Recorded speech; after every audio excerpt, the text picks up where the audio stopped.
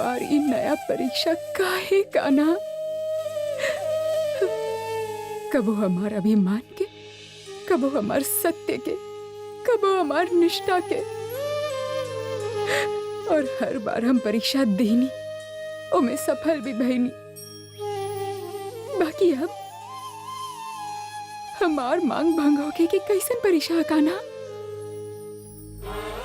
हर स्त्री के जीवन के सबसे सुखद पल होखेला जब वो माँ बनने वाला होखेली। एगो नारी के संपूर्णता तबे होखेला जब उनके पता चलेला कि ओकर गर्भ में प्रेम के प्रतीक पल रहल बा। परंतु हमार गर्भ में प्रेम के प्रतीक ना पल रहल बा, बल्कि विश्वासघात के परिणाम है। हम तो सदैव रउआ के अपन रक्षा के बाहर सौंपले रहनी ना।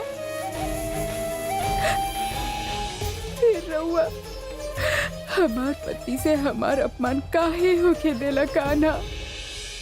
होनी के केहू न टाल सकेला रुकैया बेगम। रउआ अफसोस मत करी, वक्त राउर हाथ में ही होखी। मरियम मकानी तो रउआ के ही बने के रहे, वो बहुरूपिया लाके ही सब कुछ बर्बाद कर देला। वैसे भी मुगल सल्तनत के वारिस तो रउआ ही देहब। सोची जोधा बेगम की बच्चा पैदा ही ना हो के ता। खामोश गुस्ताख! आइंदा गलती से भी बात कहलस ता जुबान खींच ले तोहार और फौरन सूली चढ़ा दे।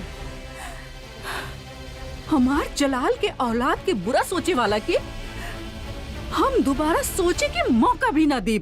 हमके माफ कर दी हुजूर, माफ कर दी। आइंदा ना करब। हम जानी ले कि एगो माँ से ओकर गोद के सुख छिन जाए के गम का होखेला, और हम ऐसा अपन दुश्मन खातिर भी ना चाहब। दुनिया के कोनो भी औरत के बारे में हम ऐसा सोच भी ना सकेनी। हाँ, हमके ई बात के रंज रही कि हम ऊ ना कर सकनी जे जोधा बेगम के नसीब में रहे, कि हम मरियम उस जमानी ना बन सकनी। लेकिन एकर मतलब ही ना कि हम अपन रंज खातिर केहू और के गम देई। चल जा यहाँ से, अकेला छोड़ दी हमके।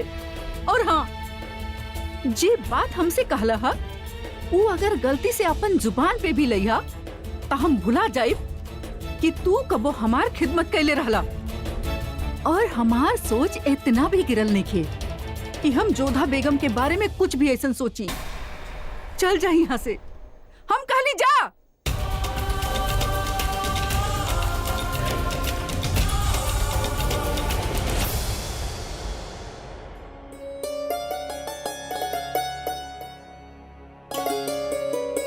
मुबारक होखे बेगम जोधा रउआ के, और रउआ के भी मुबारक होखे मलिका आजम। रउआ के भी मुबारक होखे माहम। शुक्रिया। मुगल सल्तनत के वारिस के लेके जो हम सपना देख ले रहनी, वो बेगम जोधा पूरा करे जा रहल बानी। होशियार, शहनशाह हिंद जलालुद्दीन मोहम्मद तशरीफ ला रहल बाड़े।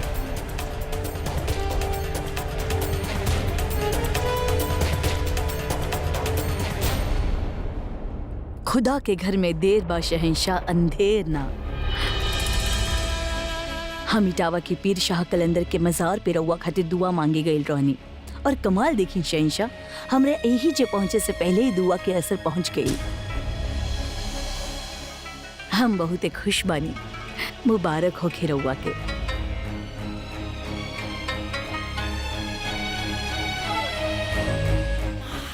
बात का बा लगातार जलाल बिल्कुल खुश नहीं खे बात से। अगर रउआ सबकर इजाजत होखे तो हम बेगम जोधा और शहंशाह की नजर उतरवावे चाहता नहीं। इजाजत बा। शुक्रिया। शहंशाह और बेगम जोधा पर से पानी उतार ली हूँ ताकि सब बुरी बला टल जाए।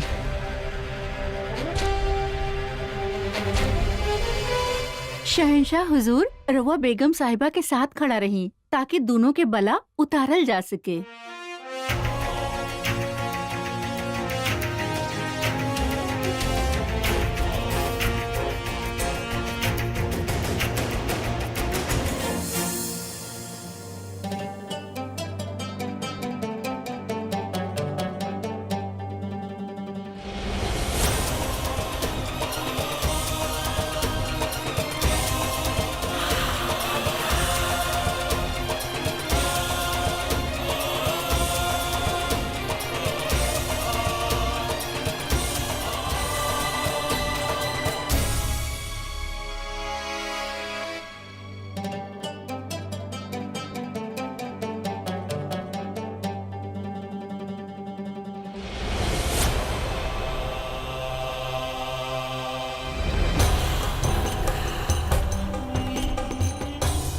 कुछ तबाह जलाल जे दिखा रहल बा ऊ बहाना, और जे छिपा रहल बा ऊ जरूर हमरा काम आ सकेला।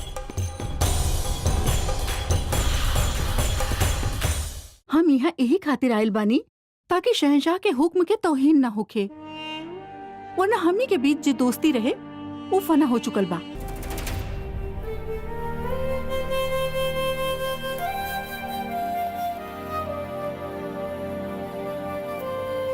रुकैया, हम माना तानी कि तोहार गुस्सा जायज बा, और रहल बात हमार हुकुम के, त तू हमार कोनो भी हुकुम के गुलाम नहीं हो। वो तो बस एगो दोस्त होके के नाते हम तोरा से कुछ बात करे चाहत रहनी। हम बात करत रहनी अपन दोस्त से जे कबो हमसे कुछ छिपावत ना रहे। अब हम वो दोस्त खो चुकल बानी। इजाजत दी।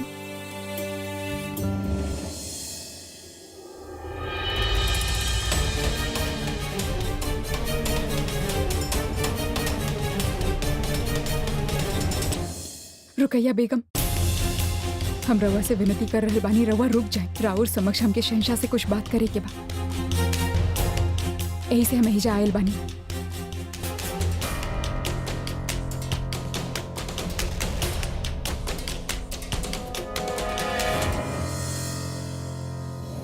हम रवा से कुछ कहे ना, बल्कि पूछे आयल बानी। बताई रवा अपन वचन काहे तोड़नी? विवाह से पूर्व रवा हमके वचन देले रहने कि हम अपन धर्म में सदैव बनल रह सकेनी, और ओके निभावे खातिर रवा मुगल सल्तनत के धार्मिक नेता लोगन के विरुद्ध भी खड़ा हो गई। फिर रवा अपन वचन काहे तोड़ला, जेकर सवाल हमार अस्मिता से जुड़ल बा। उत्तर दी हमके। रवा हमके वचन देले रहले कि रवा हमके हमार इच्छा के विरुद्ध छुई भी ना। फिर अपन वचन काहे तोड़ ले रवा? रवा के पास अपन वासना के पूर्ति खातिर कई साधन और भी रहल। फिर रवा हमके काहे चुनला? काहे? हमसे प्रेम तो नहीं खे रवा के, फिर कहीं वो घृणा खातिर या वो प्रतिशोध लेवे खातिर रवा ऐसा ना कैले जेकरा आधार पे हमनी के संबंध के प्रारंभ भइल रहे। बताई शहंशाह, रवा ऐसन काहे कहीं? विश्वास बना के रवा विष के बीज काहे बोला? हमारी इच्छा के विरुद्ध हमके काहे छुला शहंशाह? काहे? सवाल तो वाजिब पर जोधा बेगम के। यही सवाल हमार दिमाग में भी बा कि आखिर जलाल ऐसन कैलस काहे? शांत मत रही, हमार प्रश्न के उत्तर दी। उल्टा चोर कोतवाल के डांटे। काशी असद खेलता नहीं आप जोधा बेगम। रुकैया के सामने हमके नीचे दिखावे के अच्छा तरीका बा। उत्तर दी हमके शहंशाह। हम आपके कोनो भी सवाल के जवाब देहल मुनासिब ना समझेली, और ना ही केहू के हक बा जे हमसे सवाल करे।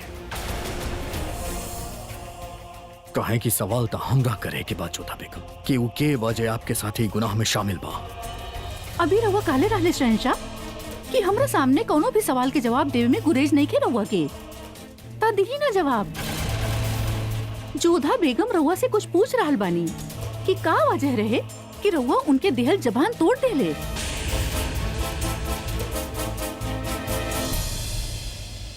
अगर आपके याद होके तो उ रात आपके तबीयत खराब रहे जोधा बेगम। ना ही उ रात आप होश में रहली और ना ही आपके याद हुई कि का भइल रहे। हम आपके जबान दे ले रहली कि हम आपकी इजाजत के बगैर आपके छू अब ना, लेकिन का होके कि जौन कुछ भी भइल ओमे आपके मर्जी शामिल होके। ई सच नहीं खे। सच फिलहाल यह बाके आ माँ बने वाला बाड़ी।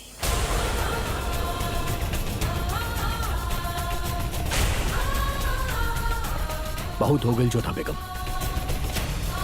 अब आपसे बात करे खातिर हमार मन नहीं के। जाइए यहां से।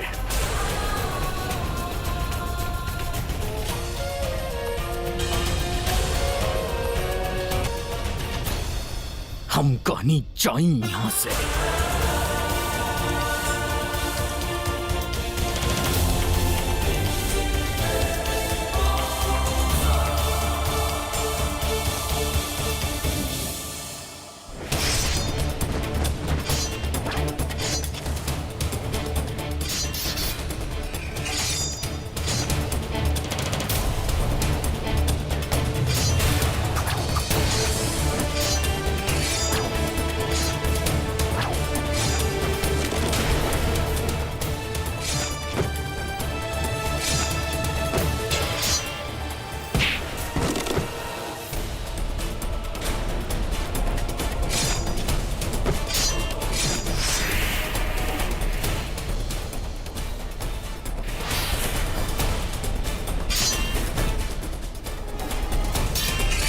शमशुद्दीन साहब ई का कर रहल बाड़े?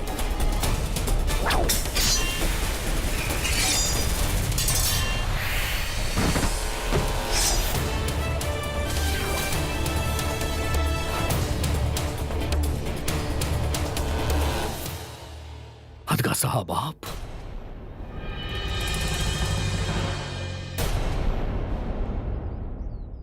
खाली हम ही ना हुजूर, तलवारबाजी के रियाज में रउआ यहाँ तमाम सिपाहियन के जख्मी कर दिले बनी। देखी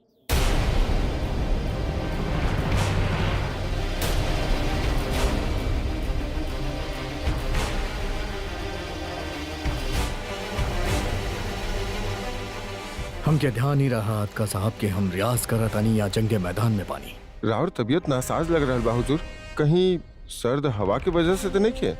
ना हदगा साहब एगो जाबाज सिपाही के हर मुश्किल के सामना अकेले ही करे के पड़ेला, फिर चाहे ओकर खुद के मुश्किल होके या फिर मौसम के मिजाज। अगर रउआ कहीं तो आज दीवाने आम में कार्रवाई रुकवा दें, कहे कि रउआ थकल और परेशान लग रहल बा। ना हदगा साहब एगो बादशाह के आजादी मुश्किल ओकरा फर्ज के सामने ना आ सकेला। सुनवाई भी हुई, कार्यवाही भी हुई, दीवाने आम अपना तय वक्त पे ही लगी। होशियार, नूरे तख्त, शहंशाह सल्तनत मुगलिया, बादशाह सलामत जलालुद्दीन मोहम्मद तशरीफ ला रहल बाड़न।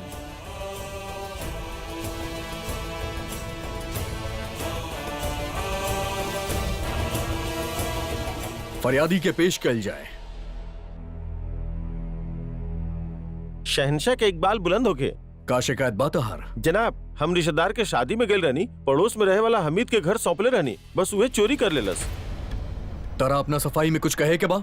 हुजूर गलती हो गई, माफ कर दी। चोरी के सजा बा हाथ काट दिहल। एकर हाथ काट दिहल जाए, ले जा यहाँ से।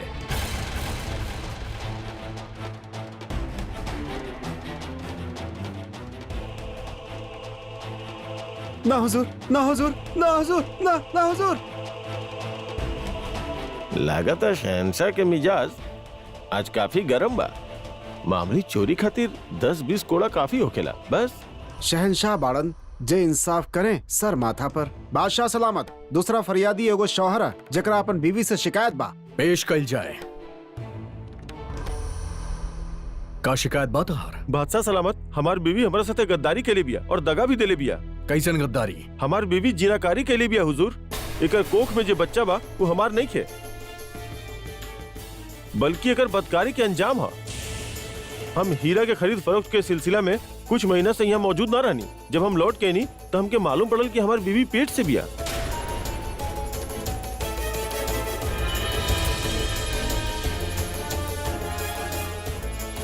हुजूर, जब हम इनके महीने तक छुनी न तो ये बच्चा हमार कैसे?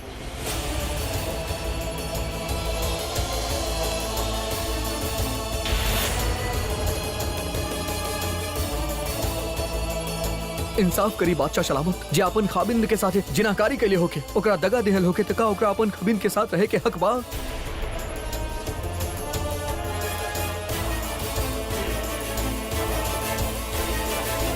तारा अपन सफाई में कुछ कहे के बा मोहतरमा? बस इतना कहे चाहत बानी हुजूर, हमार पेट में जो बच्चा पल रहल बा वो गुनाह के ना बल्कि मोहब्बत के निशानी है। हमके केहू और से मोहब्बत और हमार खाविंद हमके तलाक ही ना दे रहल। हम कबूल कर रहल बानी कि ये बच्चा हमार खाविंद के नहीं है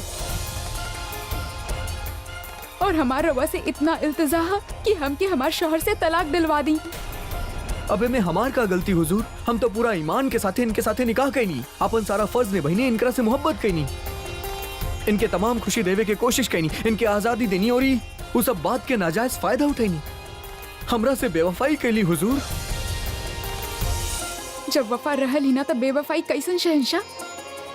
हमार निकाह हमार मर्जी के खिलाफ भइल बा, हमार घरवालन के दबाव में आके भइल बा। हमके कबो इनसे मोहब्बत रहल ही ना, हमके कबो तहार छुआ बच्चा ना लागल। तहार हमके छुअल, हमके देखल, हमसे मोहब्बत जताए कबो कुछ अच्छा ना लागल। ना हमके कबो तहरा से मोहब्बत रहल और ना बा, और जेकरा से मोहब्बत बा ओकर निशानी हमार पेट में पल रहल बा। अरे शर्म करा शर्म, दुनिया हसद बा तहरा ऊपर। हम पे ना हंस रहल, तहरा पे हंस रहल बा। तहार बेवकूफी पे और तहार नामर्दानगी पे हंस रहल बा। और हम ओकरा खातिर कोनो भी सजा पा सकेनी जेकरा से हमके मोहब्बत बा। बस तू हमार फर्ज के, हमार मोहब्बत के मजाक बना देले बाड़ू। हुजूरी हमार मोहब्बत के, हमार फर्ज के मजाक बना देले बाड़ी। ऐसे बड़ सजा ना हो सकेला ओकर खाबिंद खातिर जब वही के बेगम ओकरा मर्दानगी पे सवाल उठावे। आप हमके इंसाफ दी हुजूर। इंसाफ हमके चाही बादशाह, जेकरा से मोहब्बत करेनी ओकरा साथ रह ना सकेनी। खामोश बदतात औरत। का तुमके खुदा के डर नहीं के जौन अपन खामिद के बावजूद एगो गैर मर्द के साथ नाजायज जिस्मानी रिश्ता जोड़ लू? जौन तू अपन शादीशुदा रिश्ता के इज्जत ना कैलू, जौन तू अपन फर्ज ना निभैलू, जौन हमनी के मजहब में एगो शादीशुदा औरत खातिर अहम बा। ई गुनाह ना गुनाहे अजीम बा। ना तू अपन शौहर के साथे दगा कैलू बल्कि मजहबे कानून के तहत जिनाकारी कैलू। काजी साहब, हम चाहता नहीं कि आप एकर शौहर से एकर तलाक करवाई और सतत साहब के पैगाम भेजवाई कि वही मामले पे अपन नजर रखा है कि हम ही औरत के सजा जरूर दे, लेकिन एकर अमल में पल रहल बच्चा के ना। ए खातिर एकर बच्चा के पैदाइश के बाद एकरा सरे आम बीच बाजार में पत्थर मार मार के खत्म कर दिया जाए और साथ साथ गुनाहगार के भी जी एकर साथ देलस। ई इंसाफ नहीं के बादशाह सलामत, जेकरा हम चाहेनी ओकर कोनो गुनाह नहीं के। ई ना इंसाफी बा बादशाह सलामत, ई गलत बा। यो कर गुनाह बा। ई गुनाह में ऊ तहार बराबर के साथ देले बा। ई जानत भइल भी कि ऊ एगो शादीशुदा औरत के साथे नाजायज रिश्ता बनैले बा। अदका साहब, ऐसे पहले कि हम अपन आपा खो दें, बदजात औरत के हमार नजर के सामने से हटा दिया जाए। ई इंसाफ ना बा बादशाह सलामत, ई इंसाफ ना बा। हमार पुकार सुनी।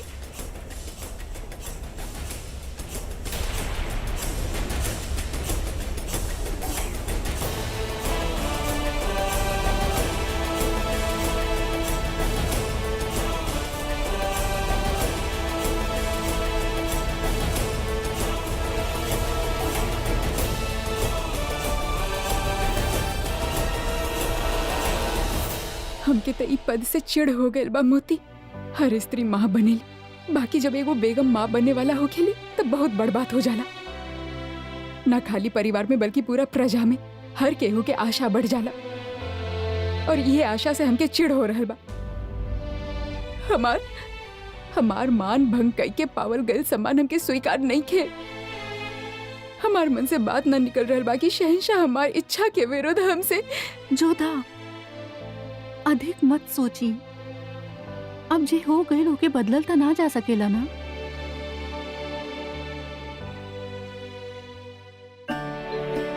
प्रणाम अम्मी जान। जियत रही। पयाना और बदायूं से बड़ मौलाना साहब तोके और होके वाला बच्चा के दुआ देवे आइल बाड़े। आई हमरा साथ। जलाल, होखे वाला बच्चा के दुआ देवे खातिर कुछ पहुंचल मौलवी आइल बाड़े। उनकर दुआ मुगल सल्तनत के आवे वाला वारिस खातिर अहम होखी। हम चाहतनी रउआ चल के उनसे मिलनी। जौन आवे वाला बा ना ही वो मुगल बा और ना ही हमार होके वाला वारिश बा, मगर ये बात हम केहू के कह भी ना सकेली, बता भी ना सकेली कि कितना बड़ धोखा कइल गइल बा हमरा साथे। बात का बा? मौलाना साहब मुगल सल्तनत के वारिस के दुआ देवे आइल बाड़े और ये बात जान के भी जलाल खुश नहीं खे। कहीं खोया खोया से बा।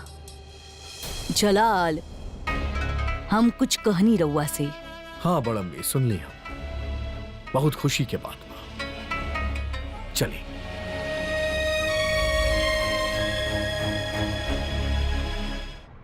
बहुत बड़े विश्वासघात कैले बानी आप शहंशाह। जीवन भर इस चोट के पीड़ा से उबर ना पाई हम। जिंदगी में इतना गहरा घाव हमके केहू ना देले बा जोधा बेगम, जे आप हमके देले बानी।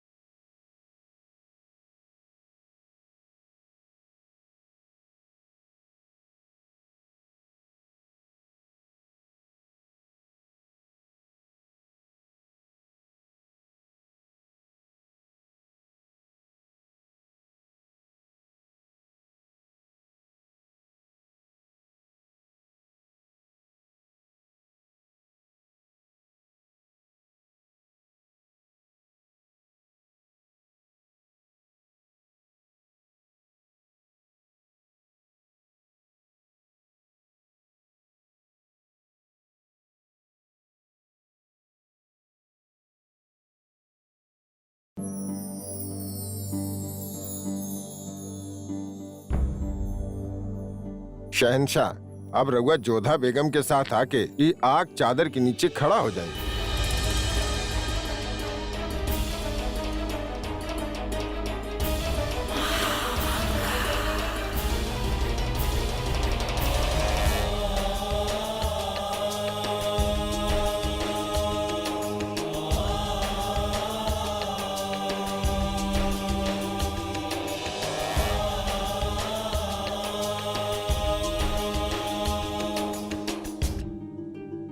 अब रउआ दोनों एक दूसर के हाथ में अपन हाथ ले ले।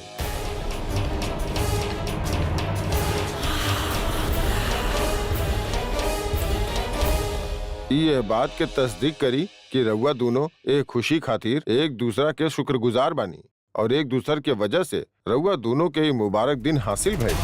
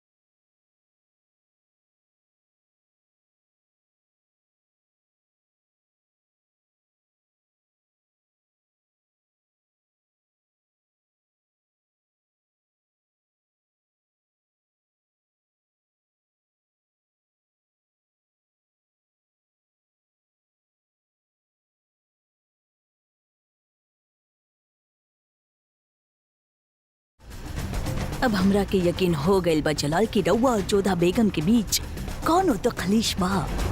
कहीं कि ये मुबारक मौका पे भी रउआ दोनों खुश न दिख रहल बानी, मगर का बा उ बात। अब रउआ दुआ में अपन हाथ उठाई और खुदा के शुक्र अदा करी।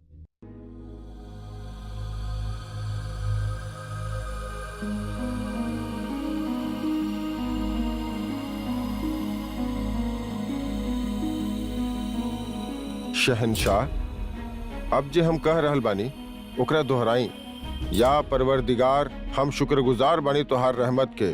या परवरदिगार, हम शुक्रगुजार बानी तहार रहमत के कि तू हमके बे औलाद से औलाद वाला बना देला, कि तू हमके बे औलाद से औलाद वाला बना देला, अपन खानदान के अपन तहजीब के आगे बढ़ावे के मौका अता फरमौला, अपन खानदान के अपन तहजीब के आगे बढ़ावे के मौका अता फरमैला। तू हमार बेगम के इनायत बख्शला कि हमार खानदान के एगो औलाद अता फरमाए। हमनी के रिश्ता पे अपन करम बनाए रखिया।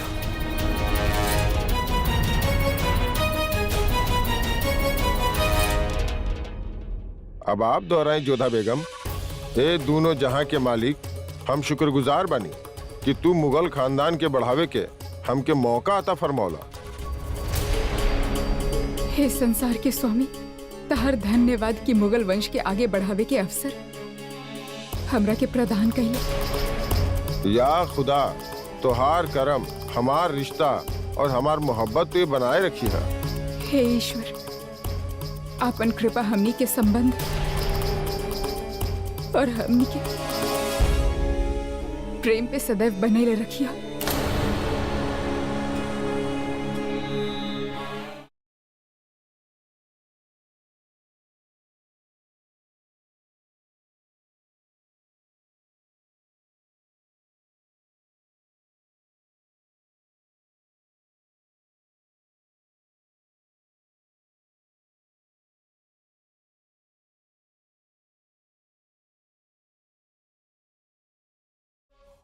तक लिया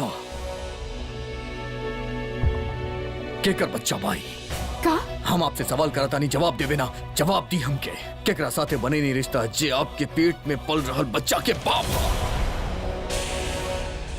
उतरू प्रश्न के दिहल जाला जेकर कोनो अर्थ होखे। बाकी रवा जे पूछ रहल बानी ओकर अर्थ हमके समझ ही ना आ रहल। संबंध हम ना बनेनी, रवा बनले बानी हमरा साथे संबंध। हमार मूर्छित होके के अनुचित लाभ उठा के अपन वचन तोड़ के। झूठ बाई जोधा बेगम। उ दिन रुकैया बेगम के सामने हम आपके कुछ ना कर पैनी, लेकिन सच है बा कि हम आपके दिहल जुबान के ना तोड़ ले बानी।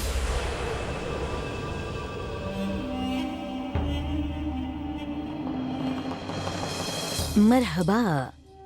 तई बा जलाल के परेशानी के वजह यही खातिर दीवाने आम में इतना कड़ा सजा सुनैलस जलाल। बाकी सवाल ही बा कि केकर मजाल भाई जलाल की आंख में धूल झोंके के। बेगम चौधा के जुर्रत में केकर हिमाकत शामिल बा। खामोश काहे बानी, जवाब दी हमरा के। जेकर गुनाह हमार माथे मढ़तानी के बा जेकरा साथे आप भी नाजायज संबंध रखनी। बस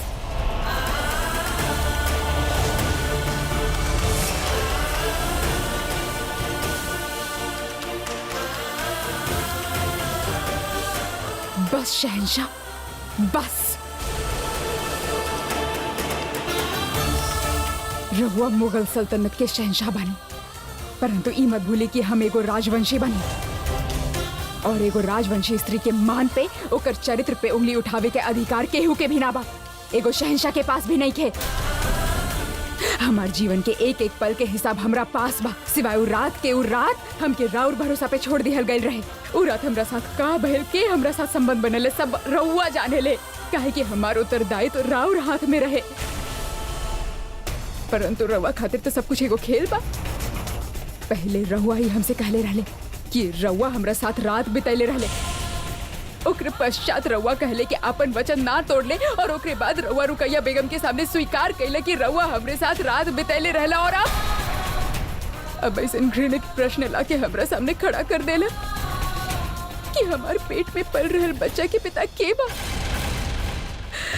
शहंशाह, हम एगो राजवंशी बनी। मानी ले कि हमनी के संबंध के आधार घृणा से शुरू भइल। इहो मानी ले कि हम कबो राउर छुअल स्वीकार न कैनी, परंतु हमार संस्कार ऐसे नहीं थे कि पति के होते हम कौनो पर पुरुष के साथ संबंध बनाए। हमके छुअल तो बहुत दूर के बात बा, केहू हमार परछाई तक के छू ना सकेला। शहंशाह, बहुत गुरूर बाना अपन राजवंशी खून पे, अपन ईमान पे। तजोधा बेगम, हम भी अपन ईमान, अपन समान के बहुत पक्का बानी। अगर हम आपसे वादा कैले रहनी कि हम आपके मर्जी के बगैर आपके ना छूअब, तो ऊ रात हम आपके ना छोले रहनी। तो ई बात हमार खुदा जाने ला। एक शौहर जे अपन बीवी के छुए तक ना और ओकर बीवी पेट से होके, तो ओकरा अपन बीवी से सवाल करे के हक बा। बहुत यकीन बना आपके अपन गिद्दी पे तब फिर से गिनी जोधा बेगम, काहे कि वो रात के हिसाब बा हमरा पास, और आपके बाकी के रात और दिन के हिसाब हम पता लगा के रहब कि वो बदकार के बा।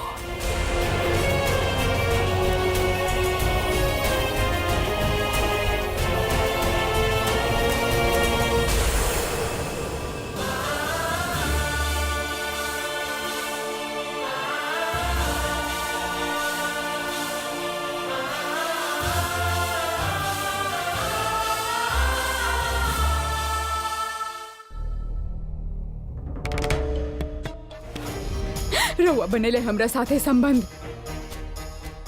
हमार मूर्छित होके के अनुचित लाभ उठा के अपन वचन तोड़ के छूट पाई जोधा बेगम।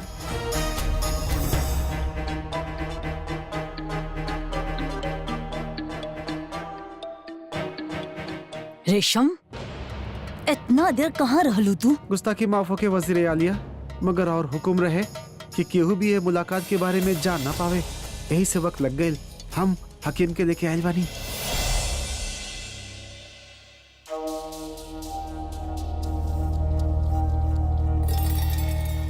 का भइल हुजूर आलिया?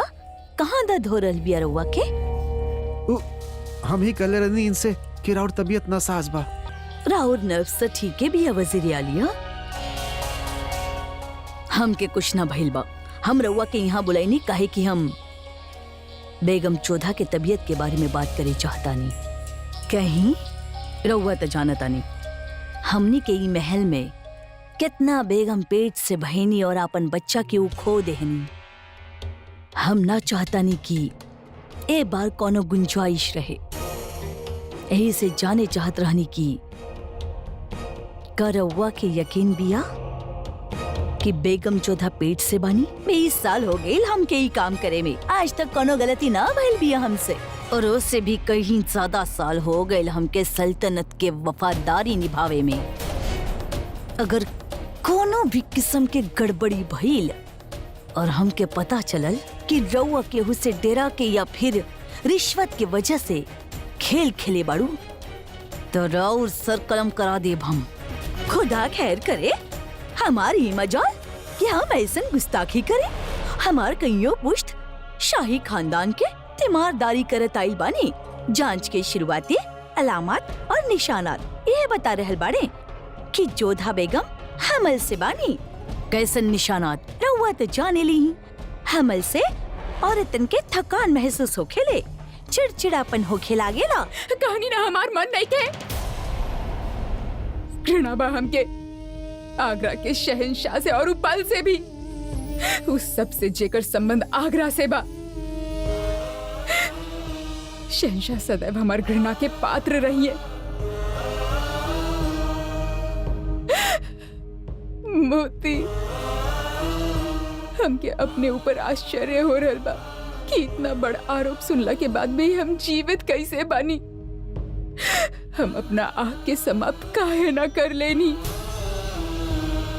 केहू पीड़ा के अनुमान भी लगा सकेला जब एगो पति अपनी पत्नी से पूछे कि ताहर कोख में केकर बच्चा पल रहल बा। छी, घिना रहल बा हमके कि ऐसन पुरुष के साथ हमार विवाह भइल। मोती, हम राजवंशियन के यहाँ पे यदि युद्ध में पुरुष हार जाए तो स्त्री लोग अपन जौहर कर लेबेनी ताकि कौनो पर पुरुषों के छू न सके, ताकि मृत्यु के बाद भी ओकर शरीर पवित्र रहे। और ऐसन वंश के स्त्री पे इतना गंदा लांछन लगैले वो ओकर पति। हम मर जाए चाहता नहीं मोती, हम मर जाए चाहता नहीं। संभाली अपना आप के। तो हर पीड़ा हम समझ रहल बानी, परंतु इमे उस शिशु के तो कोनो दोष नहीं खेना जे तोहार कोख में बा। वो शिशु खातिर जोधा कुछ खा ली। ना मोती, हमके सब कुछ विष जैसन लग रहल बा। जे खुशबू उनके पहले पसंद आवत रहे और जूही के वजह से उनके जी घबराए लागेला। क्या करे के मन हो खेला, सांस भरावे नी। जोधा का भइल?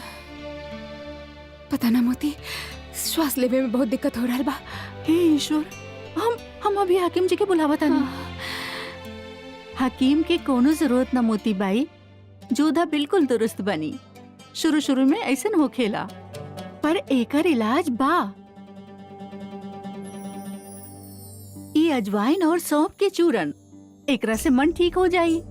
और ये हींग के चूरन, एकरा से भूख भी ठीक से। ये सब निशानात के बारे में हम भी जाने ली। हमरे भी बच्चा बड़े, हमरे साथ भी ये भइल रहे। हम जाने चाहता नहीं कि कोनो खास बात, कोनो खास निशानात, या फिर ऐसा निशानात कोनो दूसर बीमारी में दिखत होके।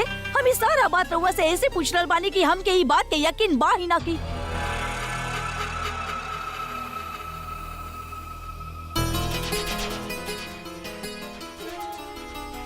अब यकीन से कही है रहुआ, कौन से महीना चल रहा बा? अभी तो पहला ही बा। 1 महीना, एक मतलब बा आमिर के सफर के दौरान या फिर आमिर में ही बेगम जोधा केहू के साथ रिश्ता बनेले बानी।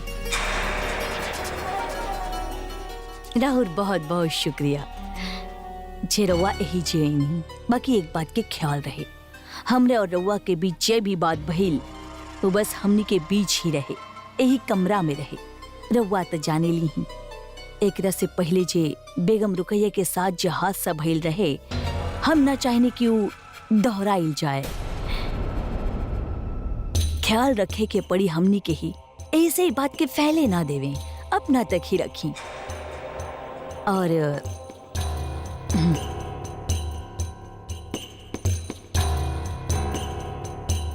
छोट से तोहफा रउआ खातिर। और हाँ, एक बात तो पूछल भूली गई हूँ। अब बेगम जोधा के का ख्याल रखे के बा, कौन से दवाई देवे के बा, खाए पिए के ख्याल, कुछ खास बात? बिल्कुल ना। और छोट मोट बात तो मलिका आजम खुदे जानत हो गई है। हर सास के मालूम हो खेला कि ए वक्त अपन बहू के कैसे ख्याल रखे के बा। बिल्कुल, बस जरूरी बा कि हमल से औरत खुश रहे, सुकून से रहे, सुकून से रहे। जरूर। शुक्रिया खुशखबरी सुनावे खातिर।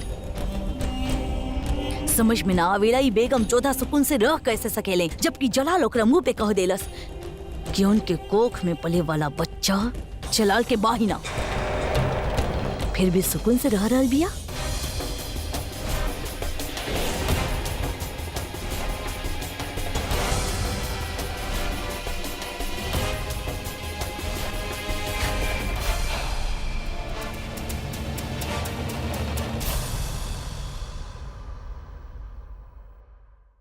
आदाब सलीमा बेगम।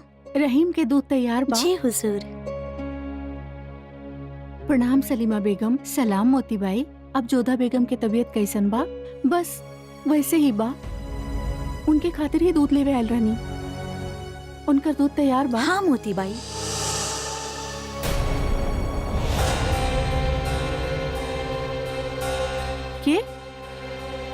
के बा वहाँ पे?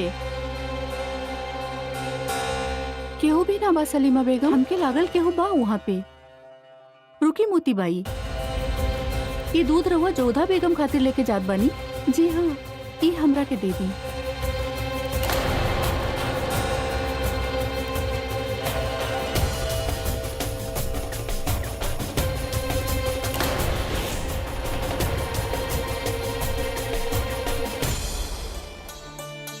हमके लागल केहू रहे यहाँ पे। दूध में कोनो गड़बड़ ना हो के ऐसे हम तसल्ली कईनी है। धन्यवाद। कितना ख्याल बा रउआ के जोधा के। अच्छा, अब हम चल रहल बानी। रहीम के दूध दी।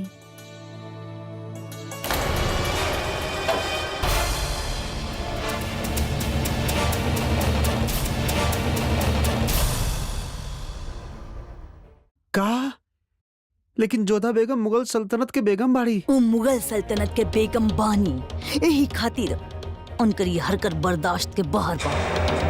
हकीमी दावा कैले बिया कि बेगम जोधा हमल से बानी, और जलाल के दावा बा कि बेगम जोधा के कोख में जे बच्चा पल रहल बा वो उनकर बाहिना, काहे कि जलाल आज तक बेगम जोधा के छुअले ही नहीं खे। तो रेशम खा एकर मतलब का भइल बताव?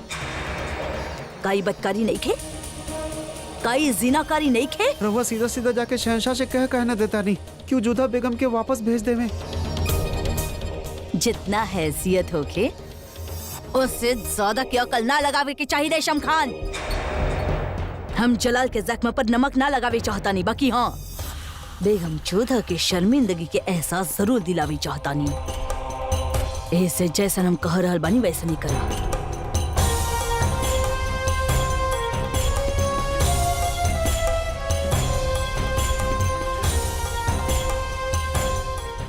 समझ गई लू तू? तो खड़ा कहे बड़ू रेशम जा।